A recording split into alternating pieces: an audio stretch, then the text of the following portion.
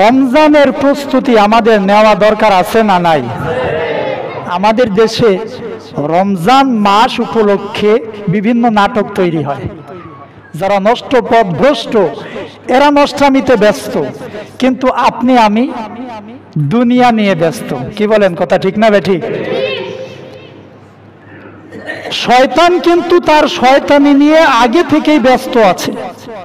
আজ থেকে 5 মাস 6 মাস পূর্ব থেকে ঈদে কোন ছবি মুক্তি পাবে, ঈদে কোন নাটক মুক্তি দেওয়া হবে, এই বিষয় নিয়ে শয়তানের শেষ নাই, নিউজ পেপারের শেষ নাই, অনলাইন অফলাইন সব দিকে প্রচার চালানো হচ্ছে।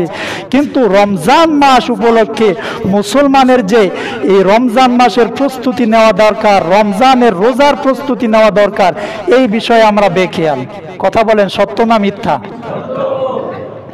আল্লাহ রাব্বুল আলামিন কোরআনুল কারীমের সূরা আল বাকারার 183 নম্বর আয়াতের মধ্যে বলেন, কুতিবা আলাইকুমুস সিয়াম কামা কুতিবা আলাল্লাযিনা মিন ক্বাবলিকুম। আল্লাহ রাব্বুল আলামিন আপনাকে আমাকে ডেকে বলছেন, ঈমানদারেরা, ভালোবেসে ডাকছেন, হে ঈমানদারেরা, কুতিবা আলাইকুমুস সিয়াম, তোমাদের উপর রমজানের রোজাকে ফরজ করা হয়েছে। সুবহানাল্লাহ বলেন। কামা কুতিবা আলাল্লাযিনা মিন ক্বাবলিকুম, যেরকম ভাবে তোমাদের পূর্ববর্তী ছিল সবার উপরে এই রোজা ফরজ ছিল। এটা কার কথা? আল্লাহর কথা। তো তারা কয়টা রোজা রাখছে? ইতিহাস খোঁজ করলে পাওয়া যায় কোন কোন নবীর উম্মতেরা 2টা রোজা রাখছেন, কোন নবীর উম্মতেরা 1টা রোজা রাখছেন, কোন নবীর উম্মতেরা 7টা রোজা রাখছেন। আল্লাহ রাব্বুল আলামিন আপনার আমার জন্য দয়া করে, মায়া করে, মোহাব্বত করে, ভালোবেসে 30টা রোজার ব্যবস্থা করে দিয়েছেন। কেন ব্যবস্থা করেছেন? অন্যান্য উম্মতরা 100 বছর, 200 বছর, 500 বছর, 1000 বছর বেঁচে থাকতো, কিন্তু আপনার আমার গড় হায়াত কয় বছর? 70 থেকে 60 বছর, নাকি? এর বাহিরে না। তো আল্লাহ রাব্বুল আলামিন এই মাসের মধ্যে এমন একটা রাত্রি রেখেছেন, যেই রাত্রিতে যদি আপনি আমি ইবাদত করতে পারি, ওই সমস্ত উম্মতরা 1000 বছর ইবাদত করে যেই পরিমাণ নেকি অর্জন করেছে, আপনি আমি এক রাত্র ইবাদত করে তাদের চাইতে বেশি আমলনামা ভারী করতে পারবো। এটা আল্লাহর পক্ষ থেকে আপনার আমার জন্য রহমত। কামা কুতিবা আলাল্লাযিনা মিন ক্বাবলিকুম লাআল্লাকুম তাত্তাকুন। আল্লাহ রোজা তো ফরজ করছেন, বুঝলাম, রোজা রাখবো, কিন্তু রোজা রাখলে আমাদের ফায়দা কি? আল্লাহ কেন আপনি আমাদেরকে রোজা দিলেন? আল্লাহ রাব্বুল আলামিন বলে যে আমি রব তোমাদেরকে রোজা এজন্যই দিয়েছি লাআল্লাকুম তাত্তাকুন, যাতে করে তোমরা মুত্তাকি হতে পারো। মুত্তাকি কাদেরকে বলে? অনেক লম্বা চূড়া তাফসীর ব্যাখ্যা, সেদিকে যাওয়ার সময় নাই, সংক্ষিপ্তভাবে বুঝার চেষ্টা করেন। মুত্তাকি বলা হয় যার ভিতরে 1 নম্বর আল্লাহর ভয় থাকবে। কার ভয়? পুলিশের ভয়, দারোগার ভয়, সরকারের ভয়। কার ভয়? আল্লাহর ভয় অন্তরের মধ্যে রাখতে হবে। 2 নম্বর জাহান্নামের ভয়, জাহান্নামের ভয় অন্তরে রাখতে হবে। আল্লাহর ভয়ের ব্যাখ্যা 2টা। 1 নম্বর আল্লাহর জাহান্নামকে ভয় করা, 2 নম্বর আল্লাহকে ভালোবাসা। কোরআনুল কারীমের একাধিক আয়াত দলিল আছে, বুঝার চেষ্টা করেন। রব্বুল আলামিন বললেন লাআল্লাকুম তাত্তাকুন, যাতে করে তোমরা মুত্তাকি হতে পারো। এই জন্যই আমি রব তোমাদের জন্য রোজা দান করেছি। রোজা রাখবা তো মুত্তাকি হইবা। মুত্তাকি হইবা কেমনে? বলে মুত্তাকি যদি হতে হয়, রমজানের পূর্বে তুমি যেই রকম ছিলা, রমজান মাস আসলে ওই রকম থাকা যাবে।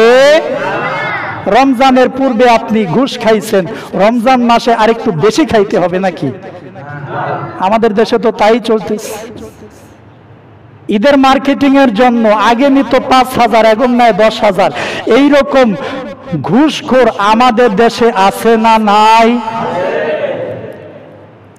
সুদের টাকা সারা বছরের কোনো হিসাব নাই, রমজানের ঈদের আগে হইলেই সুদের টাকার হিসাব নিকাশ খুব ভালোভাবে কষে নেয়। এই রকম সুদখোর আমাদের এই শায়েস্তাগঞ্জে, এই শায়েস্তা ইউনিয়নে আছে না নাই? রাগ করছেন? আর যারা খায় তাদের শরীরে লাগবে। আল্লাহ বললেন লাআল্লাকুম তাত্তাকুন, বুঝার চেষ্টা করেন। আল্লাহ বলেন রোজা আমি আল্লাহ নাজিল করেছি যাতে করে তোমরা মুত্তাকি হতে পারো, তাকওয়াবান হতে পারো, তোমাদের অন্তরে যাতে আল্লাহর ভয় থাকে, আমি আল্লাহর মোহাব্বত ভালোবাসা থাকে। অতএব বান্দা, রমজানের পূর্বে তুমি সিগারেট খাইছো, রমজান মাসে সিগারেট খাওয়া যাবে? আজকে বলতেছেন কে সিগারেট খাওয়া যাবে? রমজানের পূর্বে আপনি নামাজ পড়েন নাই, রমজানেও আপনি এইরকম চাদরি মুড়ু দিয়া অথবা কম্বল গায়ে দিয়া ফ্যান ছাইরা ঘুমাইবেন, এই সুযোগ আছে না নাই?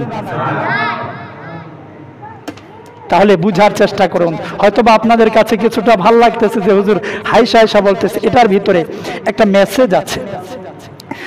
মুহতারাম হাজিরিন, এবার দেখেন আল্লাহ রাব্বুল আলামিন বললেন লাআল্লাকুম তাত্তাকুন, যাতে করে তোমরা মুত্তাকি হতে পারো।